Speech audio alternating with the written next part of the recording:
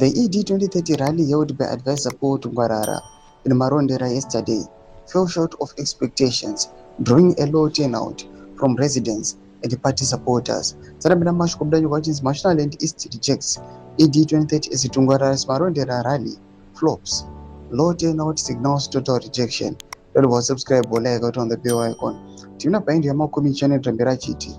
The event was part of Tungwarara's ongoing campaign to position Mashonaland East as a 2030 zone, mirroring the mobilization effort he previously led in Mnangagwa.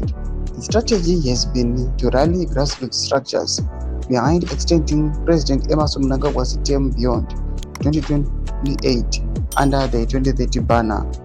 However, the Marondera gathering struggled to generate the same energy. Photos and videos circulating on social media showed sparsely filled spaces, the limited engagement from the crowd. For a province that has historically been politically active, the low numbers stood out.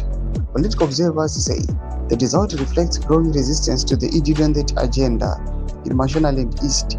Many locals argue that the focus should be on fixing service delivery, jobs, and the economy, rather than extending presidential terms and just donating few boreholes. The province also has a reputation for asserting its independence in party politics, making it tougher ground for the top-down mobilization.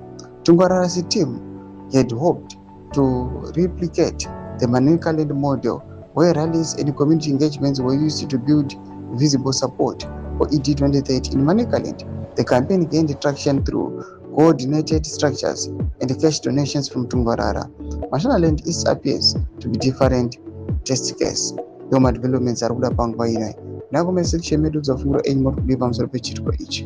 Someone subscribe or like or turn on the bell icon.